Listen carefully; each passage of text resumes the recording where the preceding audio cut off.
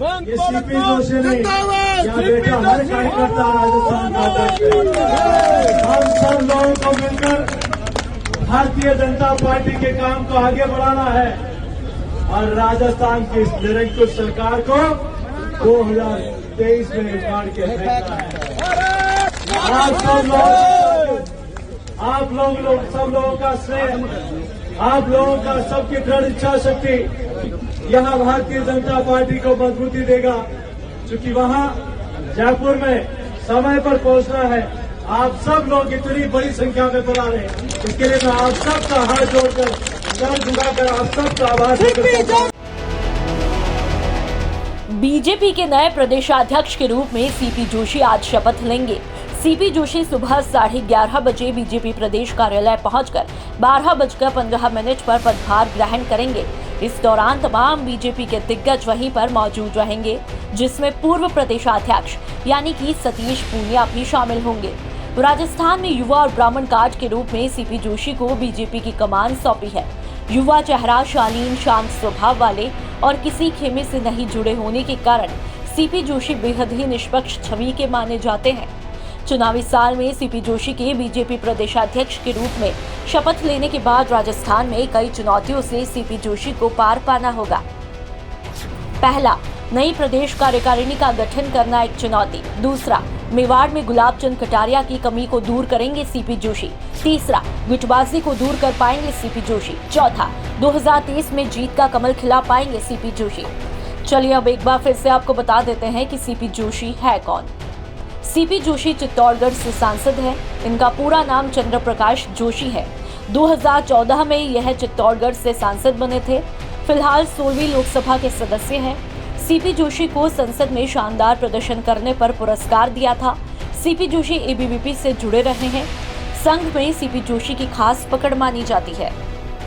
हमारे साथ बातचीत करने के लिए राजस्थान बीजेपी के नवनियुक्त अध्यक्ष सीपी जोशी। जोशी साहब, आपके कंधों पे बहुत बड़ी जिम्मेदारी दे दी पार्टी ने। जब चुनाव हैं ऐसे वक्त में क्या उम्मीद करते हैं कि अशोक गहलोत की सरकार को आप धराशायी कर पाएंगे आने वाले विधानसभा चुनाव में? देखिए, सबसे पहले तो मैं शीर्ष नेतृत्व का आभार प्रकट करता हूं। और जहां तक राजस्थान में कांग्रेस की सरकार का सवाल है, अध्यक्ष सिर्फ एक चेहरा होता है, अध्यक्ष एक दायित्व होता है।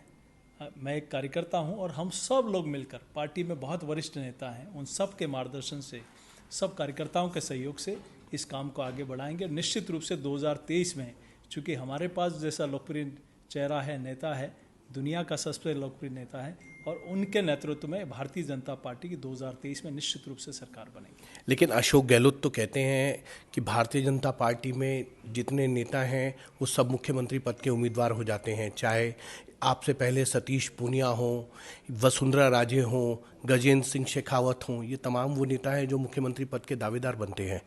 इसी को लेकर वो ये कहते हैं कि भारतीय जनता पार्टी जो है सामना नहीं कर पाएगी, क्योंकि उनका एक छत्र राज है कांग्रेस पे, अशोक गहलोत का।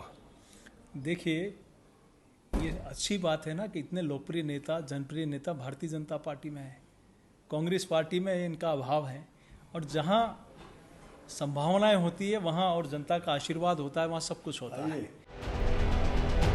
सीपी जोशी तब भी सुर्खियों में आए जब मेवाड़ की कांग्रेस की दिग्गज नेता यानी कि गिरिजा व्यास को 2014 के चुनावों में शिकस्त दी। चंद्र प्रकाश जोशी चित्तौड़गढ़ से 2 बार लोकसभा पहुंचे हैं। वह पहले 2014 में, फिर 2019 में इस सीट से चुनाव जीते। जोशी भाजपा के यूथ विंग भाजयुमो के प्रदेश प्रेसिडेंट भी रहे हैं। वह बीजेपी राजस्थान के 15वें अध्यक्ष और 7वें ब्राह्मण अध्यक्ष बने। ब्राह्मण बीजेपी का सबसे बड़ा कोर वोटर रहा है। ऐसे में इस बड़े वर्ग को साधने के हिसाब से इस नियुक्ति को बेहद अहम माना जा रहा है।